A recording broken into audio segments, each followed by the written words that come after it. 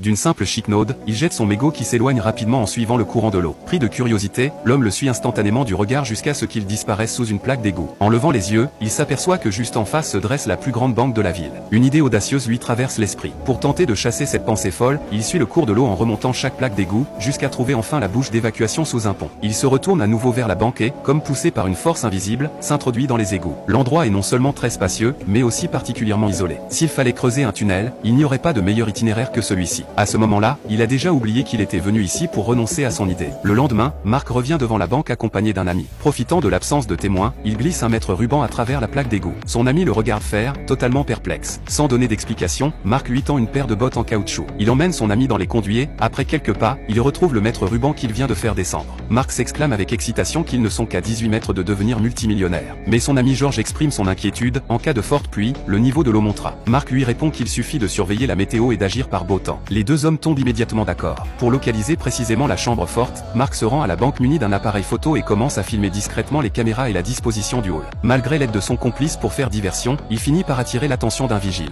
Alors qu'il s'apprête à partir après ses prises de vue, le vigile l'intercepte brusquement. Le trouvant suspect, celui-ci alerte la police et l'emmène au sous-sol pour l'interroger. Ce que le vigile ignore, c'est que Marc a fait l'exprès. Cela lui permet d'accéder légitimement ici pour repérer l'emplacement exact du coffre et la configuration du sous-sol. Il fouille l'appareil de Marc de fond en comble sans trouver la moindre photo, car il avait pris soin de retirer la carte mémoire au préalable. De retour chez lui, Marc dessine non seulement un plan détaillé, mais note aussi la disposition des objets, l'emplacement des coffres-forts et les différentes issues. On sait désormais que les égouts sont à 18 mètres de profondeur, mais la distance entre la bouche d'égout et la banque reste inconnue. Sortir un mètre pour mesurer une telle distance en plein public éveillerait forcément les soupçons. Marc trouve une solution, il demande à son complice de tracer une ligne sur un pneu de vélo, puis il pousse le vélo depuis la plaque d'égout jusqu'à l'entrée de la banque en comptant le nombre de tours de roue. C'est ainsi qu'il obtient facilement la longueur précise de cette distance. En utilisant le théorème de Pythagore, il calcule la longueur du tunnel qu'ils doivent creuser. Une fois les préparatifs terminés, ils descendent dans les égouts avec tout leur matériel, rejoignent l'endroit marqué, retirent la plaque métallique du mur et commencent à creuser. Tout en creusant, ils font face à un problème crucial, comment ouvrir les coffres une fois à l'intérieur. Après de longues discussions, ils décident que Georges se rendra à la banque pour ouvrir un compte afin d'étudier la structure des serrures des coffres. Une fois rentrés, il conçoit un dispositif hydraulique portable capable de forcer un coffre en seulement 7 secondes, ce qui leur fera gagner énormément de temps. Tout progresse de manière méthodique. Bientôt, dès que le tunnel sera percé, ils passeront à l'action. Mais soudain, Georges soulève une question, comment ouvrir la porte principale de la chambre forte? Ce n'est pas un simple coffre-fort que l'on ouvre facilement. Marc reste un instant déconcerté. Un soir, alors qu'il observe les étoiles en discutant avec sa femme, une idée lui vient subitement. Il rejoint Georges en pleine nuit pour lui exposer son plan, puisque la porte de la chambre forte est impossible à forcer, ils abandonnent l'idée d'agir de nuit pour frapper pendant les heures d'ouverture. En journée, la porte du coffre est ouverte, il suffit de s'introduire par l'entrée principale en simulant un braquage pour jouer une scène spectaculaire pendant que les autres vident le contenu via le tunnel, lequel garantira leur fuite. Georges accepte immédiatement cette stratégie. Le